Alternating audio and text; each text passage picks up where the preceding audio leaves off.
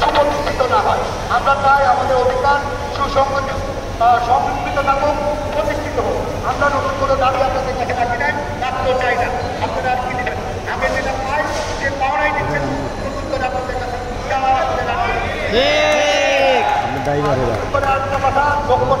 এরা প্রশাসনিক বারবার আমাদেরকে বিভিন্নভাবে এই জন্যই 22-এর যে নিয়ম, এই নিয়োগে 12 এবং 13 নম্বর সংশোধনে দিয়ে আমাদের সাথে একটা ডিভাইডেশন করছে যে একটা মাইনের প্রাপ্তি, একটা অমাইনের প্রাপ্তি। আপনি সংসদে কি অর্ডিনেন্স পাস করছেন, সংসদে কি বিল পাস করছেন, তাহলে কীভাবে করছেন?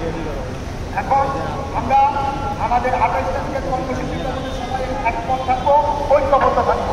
যে কোনো পরিস্থিতিতে যে কোনো হুমকি ধামকি এগুলো আমরা পরোয়া করি না। বিধায় আমরা অলরেডি সকলেই আমাদের 28 তারিখের প্রোগ্রাম সফল করার জন্য আমরা কিন্তু অলরেডি স্বাক্ষর দিয়ে দিয়েছি, গণস্বাক্ষর যেটাকে বলে গণস্বাক্ষর দিয়েছি।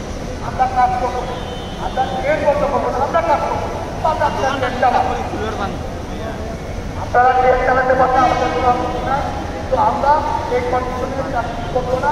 আমরা অলরেডি তারপরে আমরা রাজনীতি করবো। আগে আমাদের রুটি অধিকার প্রতিষ্ঠিত হবে। এ বলে সবাইকে এ বলে আমি আমার শেষ করছি। সবাইকে ধন্যবাদ। আসসালামু আলাইকুম। সবাই ভালো থাকবেন।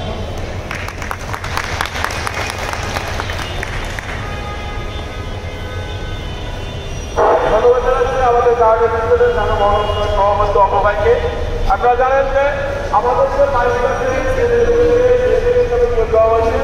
যে অবৈধভাবে আরো তারা সম্পূর্ণ করা হয়েছে, সম্পূর্ণভাবে বেআইনি এবং সংবিধানে এই ধরনের একটা কাজ কেন রাষ্ট্র করে সেটা আমরা যাই না। ইনশাল্লাহ কেউ ঐক্যবদ্ধ হয়েছে, তাই অনতিবিলম্বে আমাদের এই অধিকার ফিরিয়ে দিয়ে আমাদেরকে সিটিভিটি খেলবেন না। বিগত সরকার তারা এই রাজনীতি সামনে সিটিভিটি খেলতে যে তাদের কিন্তু আজকে পলায়ন করতে হয়েছে দেশ থেকে। তাই আমি সবাইও এই রেল কমিশনকে রেলপথ মন্ত্রণালয়কে অনুরোধ করে বলতে চাই, নারীর সাথে লড়বেন না, লড়াই করে নারীকে তাদেরকে দিয়ে সিটিভিটি খেলার চেষ্টা করবেন না। অনতিবিলম্বে আমাদের এই অধিকার সুপ্রতিষ্ঠিত করুন, নারীর হিসেবে বৈষম্য এবং 27 তারিখে কর্মসূচি যে কোনো উপায় আমরা বাস্তবায়ন করব। আমার নেতা